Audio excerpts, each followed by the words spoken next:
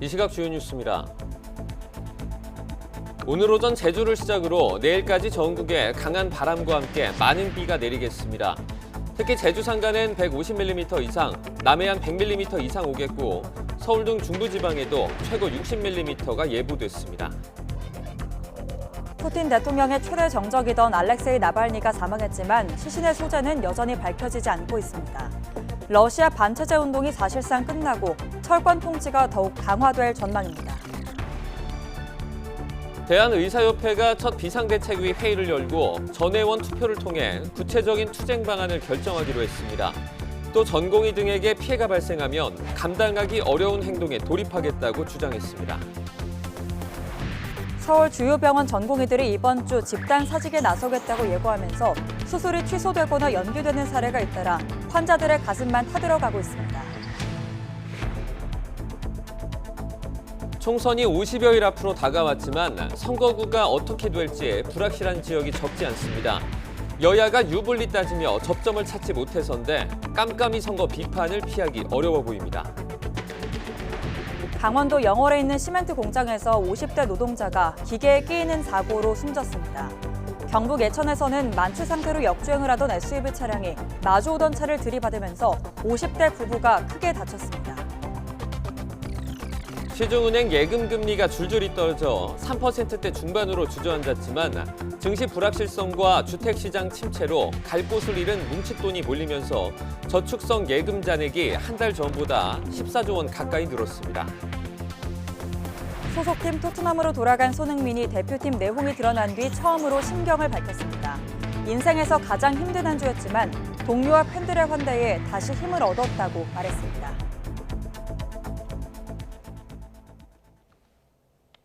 시청자 여러분 안녕하십니까? 굿모닝 YTN 1부 시작합니다. 오늘부터 전국에 많은 비가 내리고 제주도와 남해안을 중심으로 전국에는 강한 바람이 불 전망입니다. 기상청은 오늘 오전 제주도를 시작으로 오후에는 중부, 서해안과 남해안, 밤에는 전국으로 비가 확대된다고 예보했습니다. 이에 따라 오늘부터 내일 밤까지 제주 산간에 150mm 이상, 남해안에도 100mm가 넘는 많은 비가 내리고 서울 등 중부지방에도 최대 60mm의 비가 내릴 전망입니다. 또 전국에 강한 바람이 불고 내륙 지방에는 오전까지 짙은 안개가 낄 것으로 보입니다. 이 밖에도 도로에도 살얼음이 얼 가능성이 있어 교통 안전에도 유의가 필요합니다.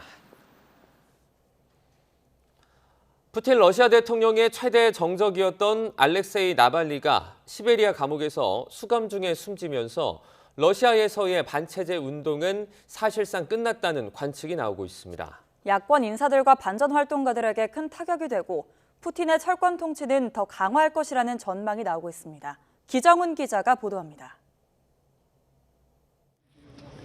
나발리를 애도하는 사람들이 LA 비벌리 힐스에 모였습니다. 꽃과 촛불에 슬픔을 담았지만 팻말엔 분노가 가득합니다. 푸틴이 또 죽였다. 푸틴은 테러리스트라며 분노는 푸틴 대통령을 향했습니다. Но Путин этого и ждал, что у нас опустятся руки. Мы не дадим этому случиться. Мы соберемся. Мы сегодня скорбим, а завтра мы будем действовать. 하지만 정작 모스크바에선 비판은커녕 추모조차도 어려운 상황입니다.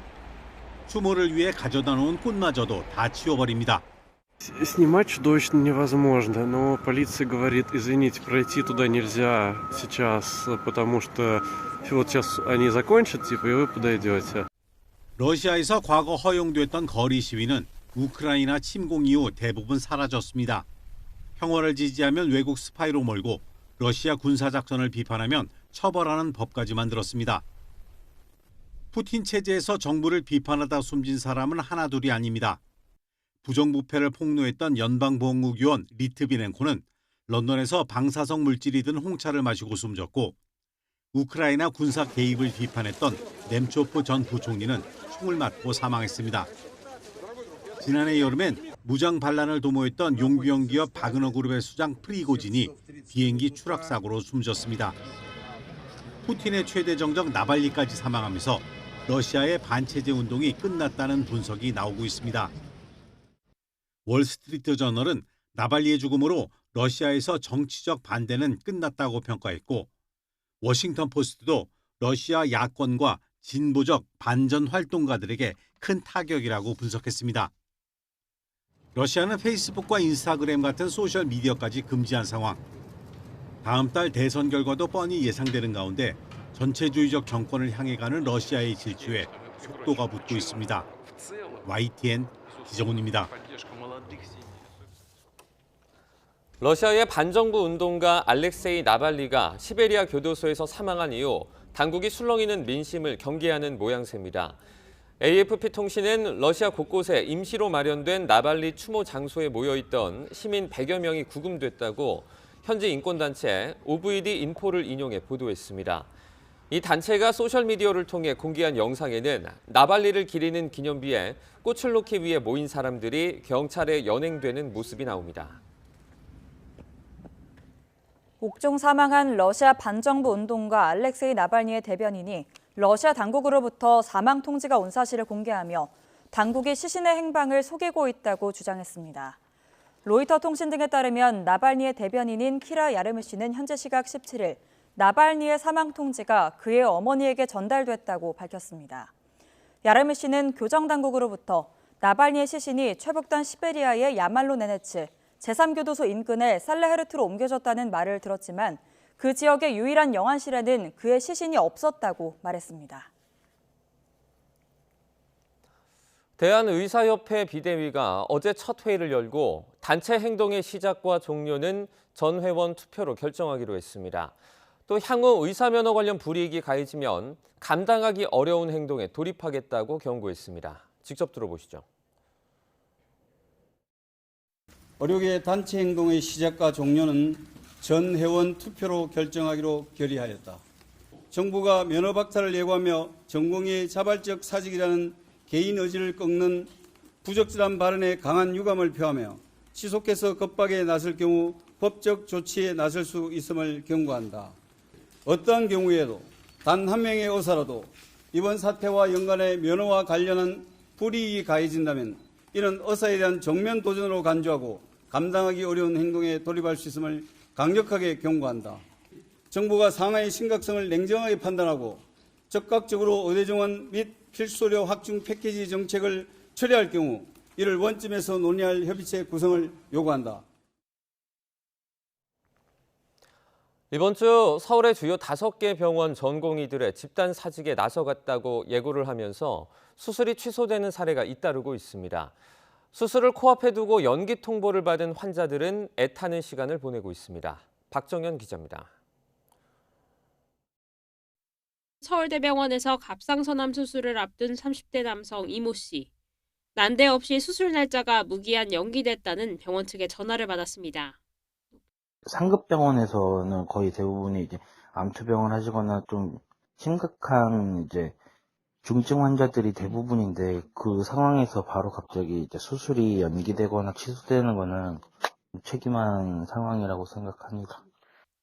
이 씨처럼 수술이 연기됐다거나 심지어 취소 통보를 받았다는 하소연이 인터넷 환자 커뮤니티에 잇따르고 있습니다. 아직 전화를 받지 않은 환자들도 어렵게 잡은 수술이 미뤄질까 봐 피가 마르는 심정이라며 전전긍긍하고 있습니다. 전공의들의 집단사직 움직임으로 우려했던 진료 차질이 현실화하고 있는 겁니다. 이른바 빅5로 불리는 서울의 대학병원 전공의들이 오는 20일 병원을 떠나겠다고 선언한 상황. 해당 병원들은 진료과별로 환자들의 중증도에 따라 수술 일정 조정에 들어갔습니다. 실제로 전공의들이 근무를 중단하면 평소의 절반에서 60% 수준으로만 수술 일정을 소화할 수 있을 것으로 보입니다. 외래 진료 역시 기존 예약 환자 말고는 진료받기 어려울 가능성이 큽니다. 의대 증원 여파가 환자들의 피해로 고스란히 이어지자 여론은 싸늘해지고 있습니다. 수술 협의가 안 돼서 그렇겠지만은 조금 양보하셔가지고 파업 정도는 좀 안 했으면 좋겠습니다. 환자단체들은 정부와 의사단체의 고래 싸움에 환자들만 피해를 보고 있다며 어느 쪽도 피해를 줄이려는 노력을 보이지 않고 있다고 비판했습니다. YTN 정현입니다. 이와 같은 전공의 집단사직 방침에 정부는 업무 개시 명령과 의사면허 취소라는 강경책을 꺼내들었습니다. 양측의 강대강 충돌이 애꿎은 환자 피해로 이어지지 않을까 우려가 커지는 가운데 정부가 전공의를 강제로 복귀하도록 하는 업무 개시 명령이 헌법에 위배되는 게 아니냐는 논란도 다시 주목을 받고 있습니다. 김태범 기자입니다. 보건복지부는 진료를 거부하는 전공의들에게 즉시 업무 개시 명령을 내리고 불응하면 선처 없이 기계적으로 법적 처벌을 받도록 하겠다고 경고했습니다. 현장 점검 결과 진료를 거부한 전공의들에 대해서는 개별적 업무 개시 명령을 발령하고 이를 위반한 경우에는 상응하는 법적 조치를 할 것입니다. 병원에 복귀해 진료를 재개하란 업무 개시 명령을 정당한 이유 없이 따르지 않으면 의사는 의료법에 따라 3년 이하 징역이나 3천만 원 이하 벌금형을 받을 수 있습니다. 또 지난해 법 개정으로 어떤 혐의로든 금고형 이상을 선고받은 의사는 면허를 박탈당하게 됩니다. 정부의 업무 개시 명령은 2000년 의학분업 사태와 2014년 원격의료 반대, 2020년 공공의대 설립 논란에서 3차례 발동됐습니다. 그때마다 의료계는 업무 개시 명령이 사실상 의사에게 강제노동을 강요하는 것과 다름없다고 반발해왔습니다. 정부 정책에 대한 의사표시를 집단으로 제한받아 신체와 직업의 자유, 집회결사의 자유까지 헌법상 기본권이 과도하게 침해당한다는 겁니다. 또 위반하면 형사처벌을 받는데도 정당한 사유 없는 진료 중단이 무엇인지, 명령을 거부할 수 있는 사유는 어떤 건지 구체적 규정이 없어 남용될 우려가 있다는 지적도 나옵니다. 법률에 너무 포괄적이고 모호한 개념으로 규정해 놓는 거는 있잖아요. 형벌까지 이제 따라오는 거니까 명확성의 원칙에는 좀 많이 좀 변한다고 볼 수가 있죠. 반면 국가의 안전보장과 질서유지, 공공복리를 위해 법으로 기본권 일부를 제한할 수 있는 만큼 실제 위헌 판단이 나오긴 어렵다는 반론도 있습니다. 공익적 관점에서 국민 건강이라든지 이건 뭐 밥 먹는 거 못지않게 필수적인 건 수요니까 그것이 위협받을 때는 의사들 개인적 불이익을 전제로 하는 입법을 할 수 있는 것 아니냐. 2020년 집단휴진 당시 정부의 업무 개시 명령에 대한 헌법 소원 청구가 있었지만 각하되는 등 그동안 헌법재판소가 위헌 여부에 관해 실체적 판단을 내린 적은 사실상 없습니다. 정부는 4년 전에도 업무 개시 명령을 어긴 전공의 등 10명을 경찰에 고발했다가 취하했는데 의대 정원 확대에 반발한 전공의들의 집단 행동에 현 정부가 초광수를 고수할 경우 위헌 논란도 재점화할 것으로 보입니다. YTN 김태원입니다. 어제 새벽 전남 완도 앞바다에서 화물선과 천연가스 운반선이 충돌했습니다. 두 배에는 77명이 타고 있었는데 해경이 3시간여 만에 모두 구조했습니다. 이 사고로 멈춘 경원선 소요산에서 연천 구간은 이번 주 중에나 운행이 재개될 전망이라 오늘도 나들이객 이동에 불편이 예상됩니다. 이윤재 기자입니다. 화물선 선미에서 사람들이 줄지어 내려 해경 경비정에 오릅니다. 배 옆에서도 사람들이 급하게 사다리를 타고 탈출합니다. 천연가스 운반선은 삐딱하게 기운 상태인데 속이 드러나 보일 정도로 무언가의 배 옆부분이 강하게 찍혔습니다.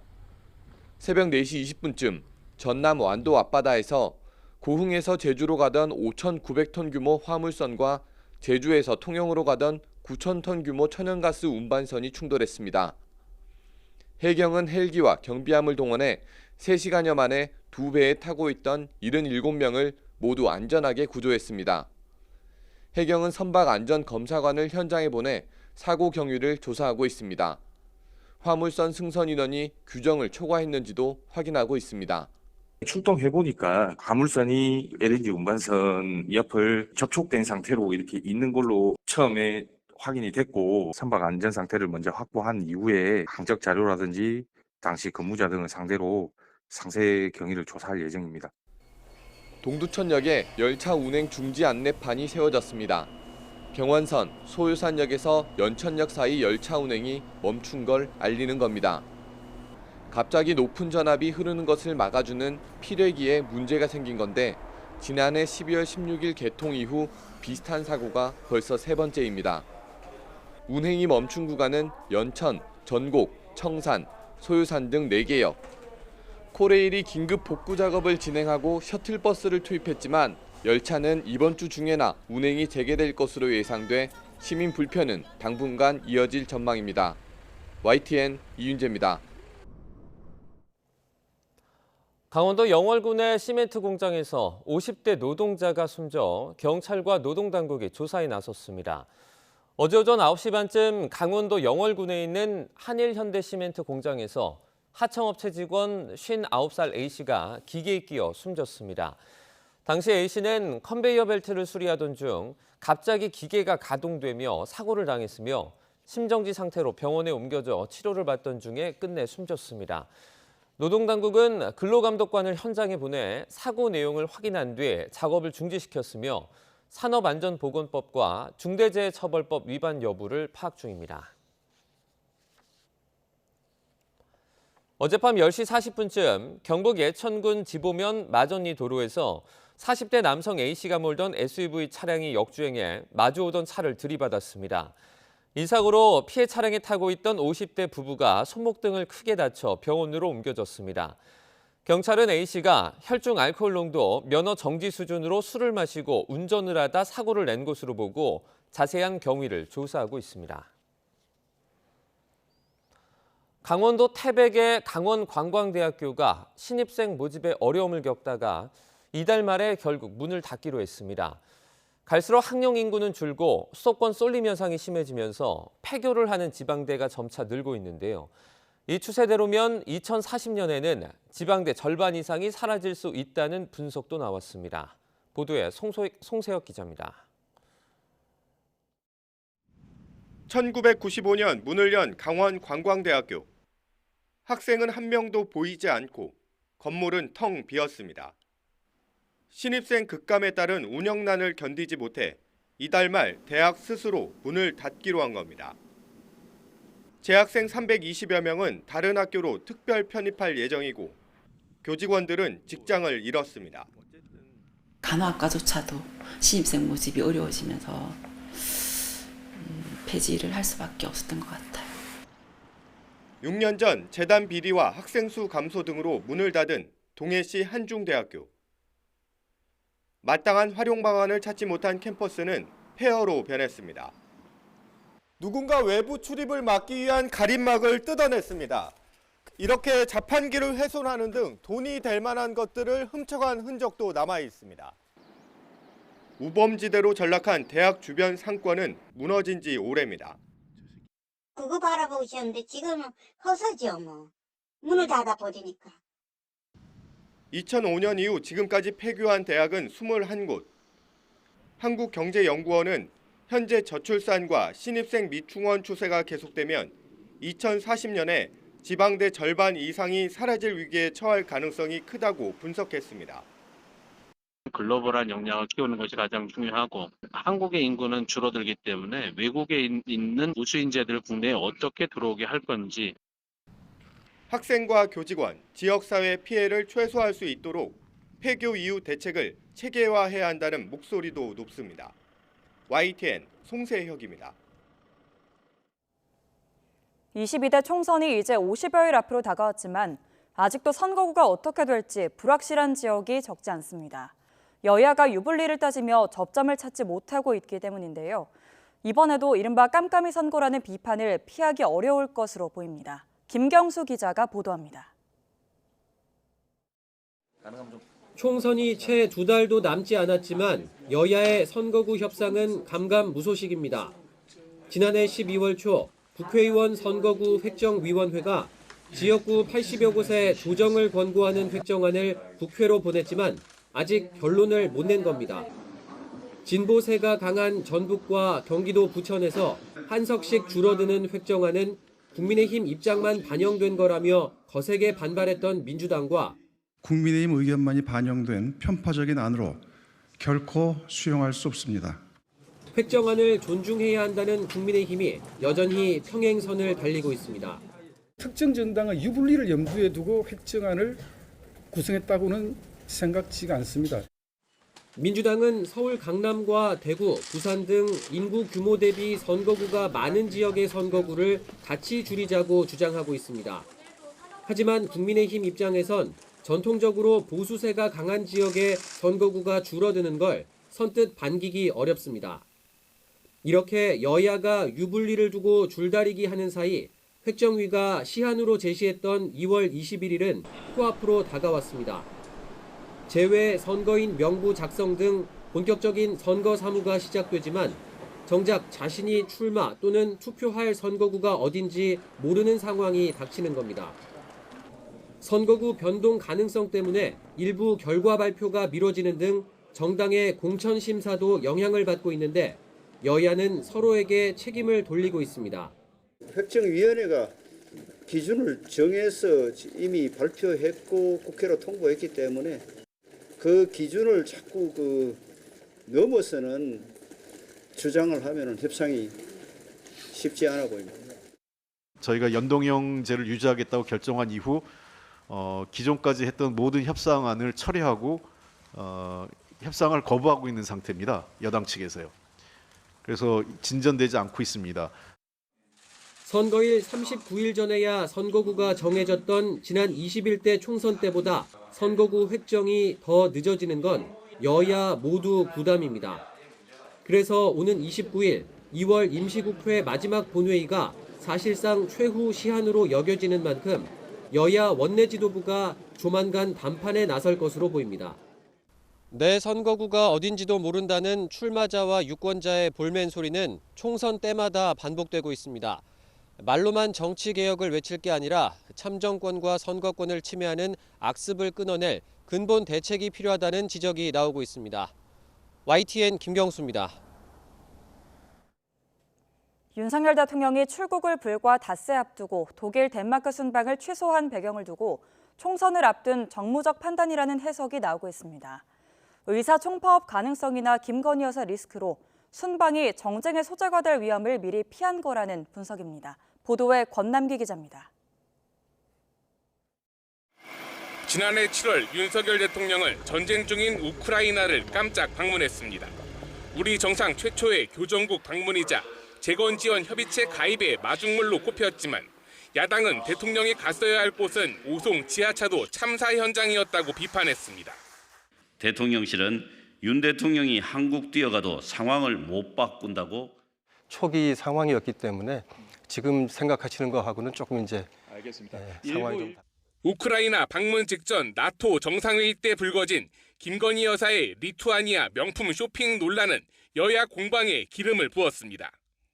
호객 행위에 무려 5개나 되는 매장에 끌려 다녔다는 말입니까? 섬유 패션 이런 것들을 대통령이 여사가 인식을 하고 어떻게 보면은 이제 문화 탐방. 윤 대통령의 순방 횟수나 효과를 둘러싼 논란도 끊이질 않고 있습니다. 지난해까지 16번, 전임 정부보다 딱히 많진 않지만 엑스포 유치 실패 사례에서도 볼 수 있듯이 대통령 순방은 정쟁의 단골 소재입니다. 실효성 없는 회담을 위해 혈세를 쓰면서 회의를 나간 것 아닌지 묻고 싶습니다. 대통령 순방을 두고 민주당은 사사건건 트집을 잡고 폄훼해 왔습니다. 윤 대통령이 독일, 덴마크 순방을 돌연 연기한 배경에도 4월 총선을 앞두고 또다시 야당에 공격의 빌미만 줄 수 있다는 우려가 깔렸다는 게 대통령실의 설명입니다. 만약 의대 정원 확대에 반발하는 의사총파업이 순방 기간 현실화하면 지난해 여름 집중호우 때와 같은 논란이 반복될 수 있다는 겁니다. 순방 연기를 두고도 야당에선 석연치 않다는 지적이 나왔는데 대통령실에선 그럼 가야 한다는 거냐 안 된다는 거냐며 꼬투리 잡기라고 반박했습니다. 여기에 김건희 여사 리스크가 여전하다는 점 역시 고려 대상이 됐을 가능성이 있습니다. 순방에 동행하든 안 하든 논란거리만 만들어 순방 효과를 퇴색시킬 거란 우려 때문입니다. 부부싸움 하셨어요? 전혀 안 했습니다. 안 했습니다. 다만 대통령실이 순방 연기 사유에 대한 명확한 공식 설명을 내놓지 않고 있는 탓에 정쟁의 소재를 스스로 만들고 있다는 비판은 피하기 어려울 것으로 보입니다. YTN 권남기입니다. 녹색정의당은 더불어민주당이 주도하는 범야권 비례연합정당에 참가하지 않기로 했습니다.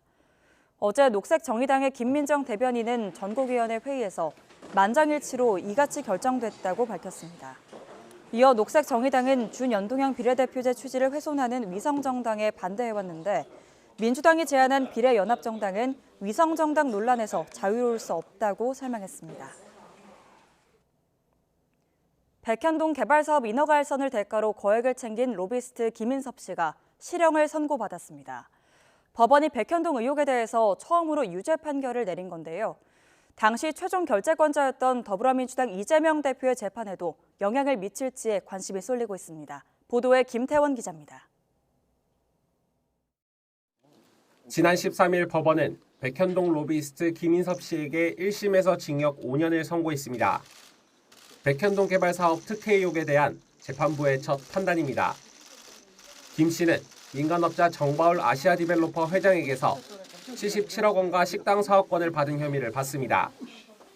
당시 성남시 정책비서관이던 정진상 전 더불어민주당 대표실 정무조정실장에게 백현동 사업 인허가를 청탁해준 대가였습니다.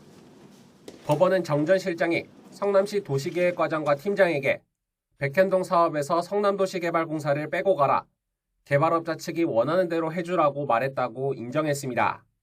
사실상 김 씨 청탁대로 지시를 내린 건데 여기에 민주당 이재명 대표가 직접 개입했는지 등에 대해선 구체적으로 언급되지는 않았습니다.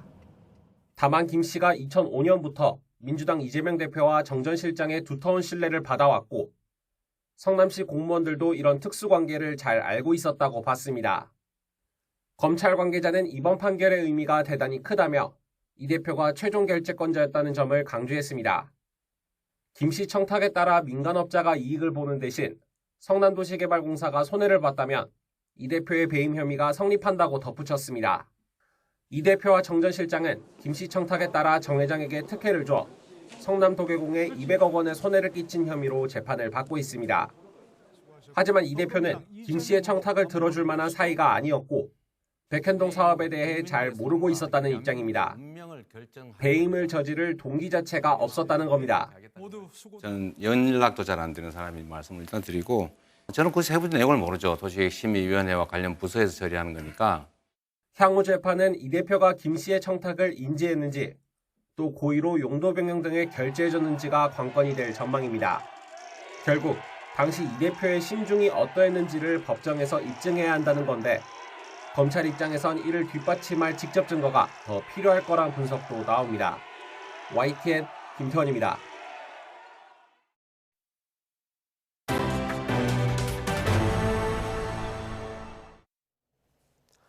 국가대표팀 다툼의 중심에 섰던 손흥민이 소속팀에 돌아가 처음으로 심경을 밝혔습니다.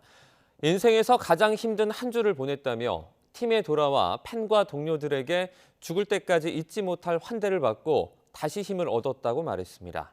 이경재 기자입니다. 아시안컵 결승 진출 실패에다 준결승 직전 이강인과의 다툼이 뒤늦게 드러나면서 논란의 한가운데 있었던 손흥민. 상처난 손흥민의 마음을 달래준 건 경기장에서 크게 환호해준 팬들과 Yeah, as soon as when I came out, even for the warm up, when I came out, everybody was clapping me, and it was just incredible feeling. You never expect that, and when you receive like that, you feel like you're coming back home. You know? 따뜻하게 맞아준 토트넘 동료들이었습니다.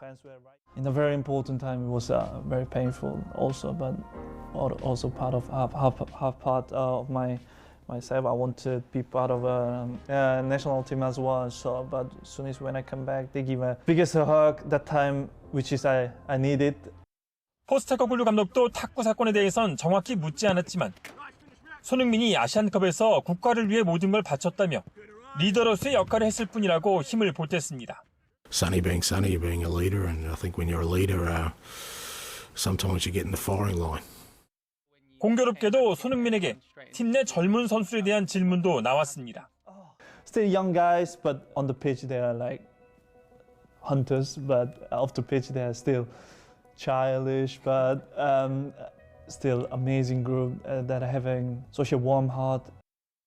오른쪽 손가락에 감았던 붕대를 풀고 인터뷰에 나선 손흥민은 남은 시즌 팬들에게 행복과 웃음을 주기 위해 특별한 결과를 만들어내겠다며 특별한 감사를 전했습니다. Toughest week of probably I would say of my life, but you guys all make me very happy again and lifted up, and this moment I will never forget my life. YTN 이경재입니다. 축구대표팀 내분 사태의 중심에 선 이강인 선수가 모델로 기용된 광고에 비난이 잇따르는 가운데 KT가 이강인이 나오는 광고를 철거했습니다. KT는 전국 대리점 판매점에 이강인이 광고 모델로 나선 삼성전자 갤럭시 S24 시리즈 프로모션 포스터를 내렸습니다. 또 구매 혜택 프로모션 종료에 따른 것이라며 이강인과 후원 계약 종료 여부에 대해서는 검토 중이라면서 결정된 바 없다고 설명했습니다. 시중은행 금리가 떨어지면서 4%대 예금 상품은 아예 찾을 수가 없습니다. 그런데도 저축성 예금을 찾는 뭉칫돈은 늘었는데 왜 그런 걸까요? 이용원 기자입니다. 시중은행 예금 금리는 줄줄이 떨어졌습니다. 한 달 만에 0.2%포인트 안팎이 빠지면서 3% 중반으로 주저앉았습니다. 그런데 고금리 상품 실종에도 저축성 예금 잔액은 오히려 급증했습니다. 5대 은행 기준 잔액은 900조 원이 훌쩍 넘습니다.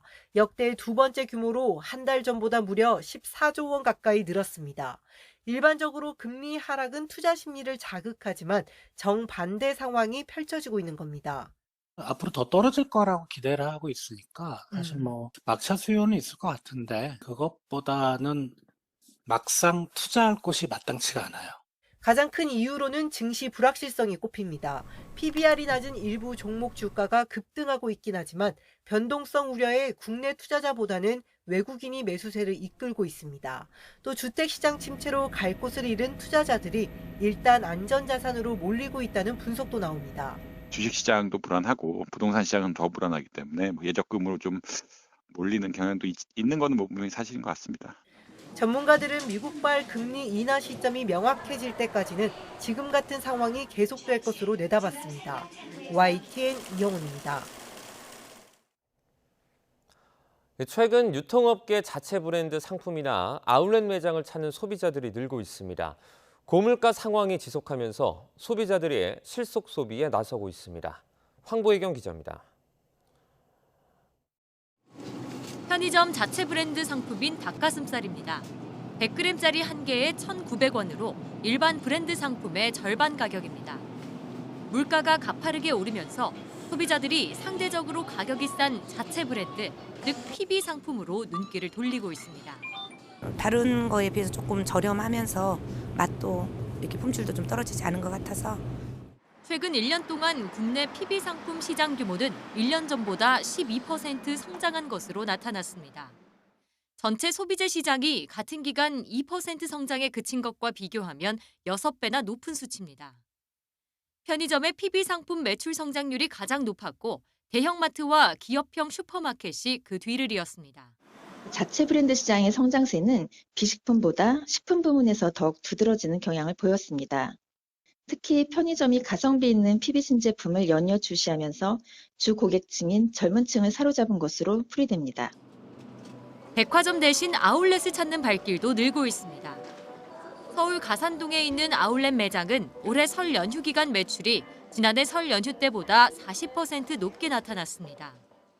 백화점 같은 경우에는 상대적으로 좀 고가이기 때문에 좀 부담이 가서 좀 저렴하게 구입할 수 있는 데가 없나 해서 찾아온 겁니다. 고물가 시대, 가격에 예민해진 소비자들이 품질 대비 저렴한 상품을 찾는 실속형 소비를 추구하고 있습니다. YTN 황보혜경입니다. 우리나라의 수출 효자 업종이었던 석유화학 산업이 최근 중국의 급성장과 세계적인 환경 규제란 이중고를 겪고 있습니다. 산업 구조가 변화하면서 체질 개선을 위해 남은 시간이 많지 않다는 우려가 점점 커지고 있습니다. 김태민 기자입니다. 석유화학은 석유를 정제할 때 나오는 부산물로 플라스틱 등 여러 합성 원료를 만드는 산업입니다. 전체 제조업 생산액과 수출 비중을 따졌을 때 5손가락 안에 드는 우리나라 대표 주력 산업이기도 합니다. 하지만 지난해 석유화학 분야의 연간 수출액은 1년 전보다 15% 넘게 쪼그라들며 고전을 면치 못했습니다. 지난 20년 동안 중국의 폭발적 성장에 힘입어 고성장을 이어왔지만 이젠 상황이 급변했기 때문입니다. 중국의 경기 부진이 이어지는 가운데 자체 생산 설비까지 갖추면서 수요는 줄고 공급은 늘어나는 어려움을 겪고 있습니다. 기존에는 이제 자급률이 주요 품목 같은 경우가 다 100% 이하였는데 이제 중국에서도 설비를 많이 만들다 보니까 이제 대부분 품목이 100%를 자급률이 넘어버렸어요. 대중 수출이 좀 많이 줄어든 부분이 있고 여기에 세계 각국에서 준비 중인 까다로운 환경 규제에도 대처해야 합니다. 석유화학은 산업 분야에서 두 번째로 많은 온실가스를 배출하고 있는 데다 대표적 생산품인 플라스틱마저 환경 파괴 주범으로 꼽히기 때문입니다. 이에 따라 오는 2030년 우리 석유화학 수출은 지난해보다 30% 가까이 줄어들 거란 암울한 전망이 나오고 있습니다. 중국과 차별화가 가능한 좀 기능성 소재 비중을 늘리는 게 좀 바람직할 것으로 보이고요. 중장기적으로는 이제 글로벌 환경 규제 대응하기 위해서 플라스틱 재활용을 통해서 자원 순환을 고도화하는 것이 필요한데요. 중국의 맹추격과 환경 규제 강화라는 이중고 속에 우리 석유화학 산업이 생존 갈림길에 서면서 미래 경쟁력 확보가 최우선 과제로 떠오르게 됐습니다. YTN 김태민입니다. 요즘 국내 건설업체들은 부동산 경기 침체와 건설 원자재 가격 상승에 따른 공사비 인상으로 고충을 겪고 있습니다. 위기를 타개하기 위해 대형 건설업체들은 탄소 배출 제로 시대에 맞춰 새로운 성장 동력을 선정해 국내외에서 치열하게 경쟁에 나섰습니다. 어떤 사업인지 이승윤 기자가 소개합니다. 300메가와트 이하로 규모를 줄여 석탄 화력발전소를 대체하면서도 안전성은 높인 SMR, 즉 소형 모듈 원전. 현대건설은 국내 건설사 최초로 160메가와트 규모의 미국 SMR 상세 설계에 참여하며 첫 상용화를 준비 중입니다. 미국 에너지부의 차세대 원자로 7층 프로그램으로 선정돼 미국 전역에 건설이 추진되고 있습니다. DLENC는 2천만 달러를 투자해 미국 엑스에너지와 SMR 사업 개발과 유지보수 기술 개발 업무 협약을 체결했습니다. SMR 1위 미국 뉴스케일 파워에 7천만 달러를 투자한 삼성물산은 오는 2029년 운영을 목표로 루마니아 SMR 건설 사업에 뛰어들며 유럽을 정조준했습니다. GS건설은 한국 수력 원자력과 손잡고 혁신형 ISMR을 공동 개발해 2028년 표준 설계 인가를 얻겠다는 목표입니다. 현대엔지니어링은 더 규모가 작은 10메가와트 이하의 MMR, 즉 초소형 모듈 원전에 집중하고 있습니다.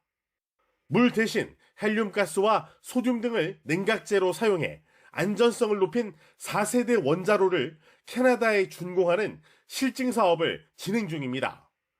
소형 원전은 저렴하면서도 안정적으로 수소를 생산할 수 있어 탄소 제로 시대에 적합한 에너지원으로 떠오르고 있습니다. 원자력에서 얻은 고온의 열로 수증기를 생산하고 이를 전기 분해해 수소를 생산하면 상대적으로 적은 비용을 투입해서 고순도의 수소를 생산할 수 있죠. 부동산 불경기를 이겨내고 신성장 동력을 찾기 위해 소형 원전 사업에 뛰어든 건설업체들의 경쟁이 세계를 무대로 치열하게 전개되고 있습니다. YTN 이승윤입니다. 연초부터 북한 김정은 국무위원장이 할아버지인 김일성 주석을 연상케 하는 이미지를 활용해서 우상화에 적극적으로 나서고 있는 동향이 포착됐습니다. 아버지 김정일 국방위원장 대신 할아버지를 따라하기에 여념이 없는 건데요. 그 모순도 적지 않다는 평가를 받고 있습니다. 최도희 기자입니다. 새해 첫날 만경대 학생소년 궁전에서 진행된 설맞이 공연을 직접 보러 간 김정은 국무위원장. 자애로운 아버지를 궁전에 모신 감격과 환희가 춤물결되어 설레이는 원무장에서 오래도록 그들의 사랑스러운 모습을 지켜보셨습니다. 1994년 할아버지 김일성 주석 이후 이 행사에 북한 최고 지도자가 참석한 것 30년 만이었다는 점에서 다분히 의도적인 연출로 읽힙니다. 통일부는 김 위원장이 딸 주애와 공개석상에서 다정한 부녀 이미지를 적극적으로 연출한 것 역시 김일성이 제시한 사회주의 대가정의 어버이 이미지를 활용하고 있다고 진단했습니다. 앞서 김 위원장은 남조선 영토 평정을 직접 언급했는데 이는 70여 년 전 남한을 무력으로 적화 통일하겠다는 김일성의 국토 완정 선언을 연상케 합니다. 이런 표현을 쓴 건 김 위원장이 김일성의 목표를 계승한 최고 사령관임을 주민들에게 과시하는 측면이 있다고 통일부는 보고 있습니다. 그렇다면 김 위원장은 왜 아버지 김정일 대신 할아버지 김일성 이미지를 연출하고 있을까? 고난의 행군으로 점철된 김정일 시대와 비교해볼 때 김일성 시대를 그리워하는 북한 주민들의 향수를 불러일으키려는 목적이 크다는 겁니다. 김정일 시대에는 고난행군을 겪으면서 주민들이 굉장히 큰 배고픔을 겪었기 때문에 그런 이제 김정일보다는 한때 가장 북한이 좀 잘 나가고 여유가 있었던 그런 김일성 시대에 대한 향수가 있기 때문에. 하지만 이런 김일성 따라하기 이면엔 논리적 모순도 적지 않습니다. 김일성의 무력 통일을 시사하는 김 위원장이 김일성의 통일 원칙이 담긴 조국 통일 3대 헌장 기념탑을 철거한 건 선대 유산을 부정하는 자가 당착이라는 겁니다. 김 위원장의 사상을 국가 최고 이념 수준으로 높여보려는 움직임이 주민들의 호응을 받을지도 미지수입니다. 외부 문화가 확산하며 주민들 사이엔 체제에 대한 부정적 인식이 늘어나고 있고 백두혈통 세습에 반대하는 인식 역시 강화되는 추세입니다. YTN 최두입니다. 북한이 최근 순항미사일을 잇따라 발사하며 성능 개량에 나선 가운데 유도 기능을 추가한 240mm 방사포 신형도 공개했습니다. 장사정포의 사거리가 늘어나면서 수도권 이남까지 사정권에 들어가게 되는데요. 최근 북한은 남한을 겨냥한 전력들을 강조하며 대남 위협 수위를 높이고 있습니다. 최민기 기자가 보도합니다. 북한이 지난 10일 240mm 방사포를 신형으로 개량해 시험 발사한 사실을 공개했습니다. 240mm 방사포는 북한이 서울 불바다 위험론을 꺼내들 때 170mm 자주포와 함께 등장하는 장사정포로 이번 신형 포탄에는 유도 기능이 없는 기존과 달리 조종 달개를 장착한 모습도 포착됐습니다. 기존 240mm 방사포의 유효 사거리는 40km로 추정되는데 만약 70km까지 늘어나고 최대 사거리도 이보다 확장되면 서울도 정밀 타격이 가능해지고 수도권 이남이 장사정포의 직접적인 위협권 안에 들어갈 수도 있습니다. 북한의 방사포 전력이 명진이 떨어졌기 때문에 그렇게 위협적이지 않았지만 앞으로 북한이 유도화된 방사포탄을 보유하게 된다면 지금보다는 훨씬 더 우리의 방어 역량을 초과할 것이기 때문에 우리 군은 이에 맞서 주로 국가, 군사적 주요 시설을 방어하기 위한 장사정포 요격체계 LAMD를 수도권 일대에 배치하겠다는 구상이지만 현재는 아직 개발 중으로 실제 전력화는 2029년쯤이 돼야 가능할 것으로 보입니다. 기술적으로 저희가 내년까지 26년까지 전력화하는 것은 현재로는 좀 어렵다고 판단을 하고 있습니다. 29년 정도. 이처럼 최근 북한은 순항미사일, 장사정포 등 남한을 겨냥한 단거리 전력을 강조하며 대남 위협 수위를 높이고 있습니다. 자기네들이 이만큼 집요하게 개발을 하고 있다는 거고요. 우리를 위협할 수 있는 무기를 북한의 말을 들어주더라도 협상에 나서야 된다는 목소리가 강화되도록 하겠다는 게 북한의 포석이라고 볼 수가 있죠. 북한의 신형 방사포 시험 발사는 러시아 지원 목적이라는 관측도 나오는 가운데 북한은 다양한 대남 전력을 과시하는 방식으로 정세 불안을 계속 이어갈 것이란 전망이 나옵니다. YTN 최민기입니다. 다시 안보 무임승차론을 재개하고 있는 트럼프 전 대통령의 재집권 가능성에 대비해서 정부가 대책반을 구성한 걸로 알려졌습니다. 내년에 끝나는 방위비 분담금 협상에 선제적으로 대응하기 위한 건데요. 이와 함께 북한의 핵 위협에 맞서 추진 중인 한미 간 핵협의 그룹 구축도 가속화하고 있습니다. 김문경 기자가 보도합니다. 올해 대선을 앞두고 공화당 후보 경선에 나선 트럼프 전 미 대통령이 집권 시 대외 정책의 일단을 꺼냈습니다. 동맹국 나토를 러시아가 공격하더라도 방위비를 분담하지 않을 경우 안보는 스스로 책임져야 할 것이라고 말한 겁니다. You didn't pay, you're delinquent. He said, yes, let's say that happened. No, I would not protect you. In fact, I would encourage them to do whatever the hell they want. You got to pay. You got to pay your bills. 이 발언으로 유럽 각국이 크게 흔들리고 있습니다. 안보 무임승차론을 다시 제기하는 트럼프 전 대통령의 재집권 가능성에 대비해 우리 정부도 대책반을 만들고 방안 마련에 나섰습니다. 먼저 내년에 종료되는 한미 방위비 분담금 협정이 관건입니다. 트럼프 전 대통령은 과거에도 기존 분담금 대비 5배가 넘는 5조 원대의 방위비 분담금을 요구했는데 협상이 여러 차례 결렬되다 2020년 13.9% 인상에 합의했습니다. 정부 관계자는 한미 동맹에 대한 미국의 지지는 초당적이라면서도 미 대선 이후를 내다보면서 면밀히 준비하겠다고 밝혔습니다. 이와 함께 바이든 대통령과 합의한 핵협의 그룹을 구체화하는 데에도 속도를 내고 있습니다. 한미 국방부는 이를 위해 최근 핵협의 그룹의 구성과 참여, 기능 등을 담고 있는 핵협의 그룹 프레임워크 문서에 서명했습니다. 올해 상반기 안에 핵우산을 공동 기획하고 협의 이행하는 일체형 확장 억제인 핵협의 그룹을 구축하겠다는 방침입니다. 이번 문서를 통해서 구성이나 기능이 좀 더 구체화된 상태에서 지속 가능하고 안정적인 운영이 될 것으로 생각합니다. 국방부는 미국의 대선 결과에 상관없이 불가역적인 핵협의 그룹을 구축하겠다고 밝히면서도 이른바 트럼프 리스크에 대비해 정부의 외교안보 대책도 가속화하는 모습입니다. YTN 김문경입니다. 정부는 6.25 전쟁과 월남전에서 국가를 위해 싸운 용사들에게 참전 명예수당을 지급하고 있습니다. 유공자들을 예우하는 차원인데 금액 자체가 너무 적고 지역마다 천차만별이라서 개선 목소리가 나오고 있습니다. 윤태인 기자가 참전 용사들을 만났습니다. 중학생일 때 6.25가 발발해 학도병으로 참전했던 강국원 할아버지는 전장에서 부상자를 돌봤습니다. 올해로 90살, 주변에 남은 사람이 없습니다. 우리 또래는 다 겪은 전쟁이니까 다 군대 갔고 그렇게 살아왔고 지금은 나이 먹고 너무 고생이 많아요. 자식들이 다 외국 가서 있죠. 마누라도 죽고 없지요. 외로움은 그러려니 견딘다 해도 경제적인 어려움을 이겨내기가 쉽지 않습니다. 은퇴하면서 고정 수입이 끊긴 지도 무려 20여 년. 믿고 의지할 때라곤 정부나 지자체뿐입니다. 우리나라 재건이 돼가지고 부자예요. 우리한테 충분히 보상해 줄 수 있고 얼어서 죽는 사람들, 총 맞아서 죽는 사람들 정말 많이 죽었잖아요. 나라를 지키기 위해 총을 들어야 했던 청춘들은 이제 모두 백발의 노인이 됐습니다.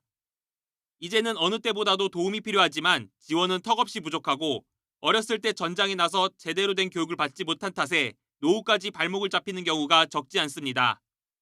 못 배웠어요.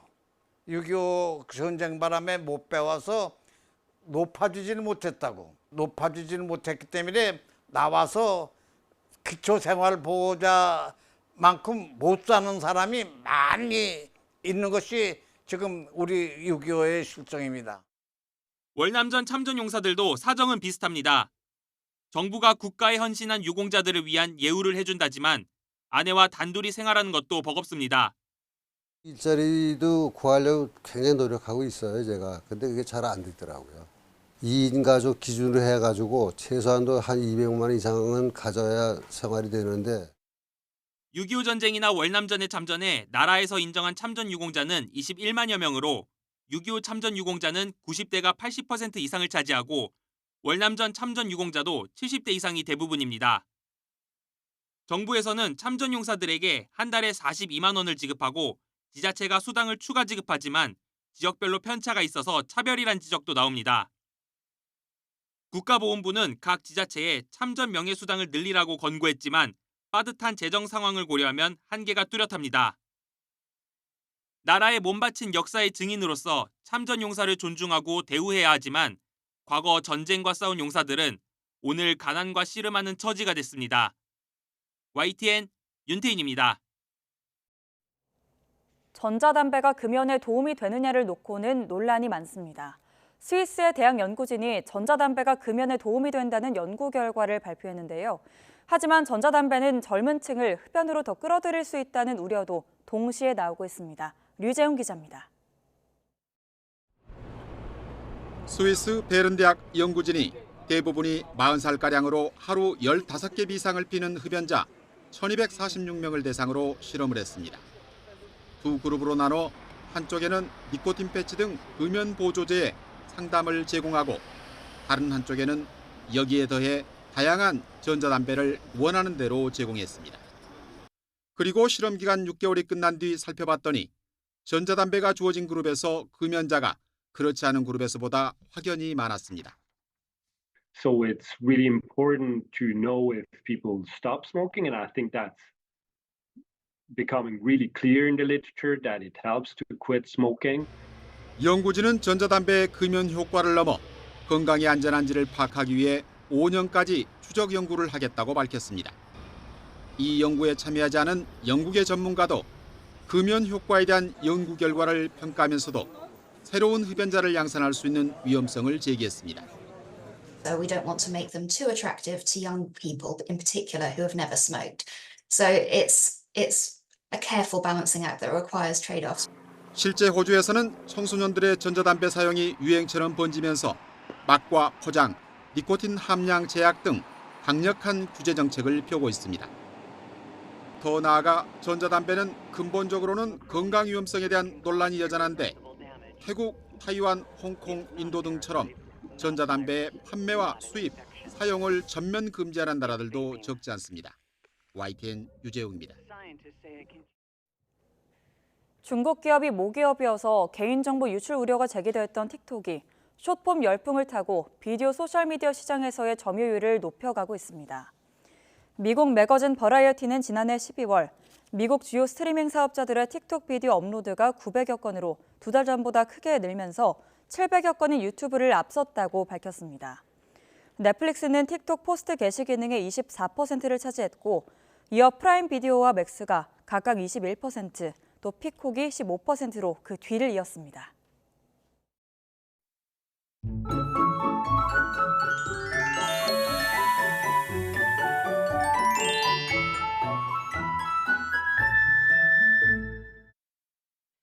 오늘 비 소식이 있습니다. 오전에 제주도를 시작으로 오후에는 서쪽, 서울 등 그 밖의 지방은 밤에 비가 확대하겠는데요.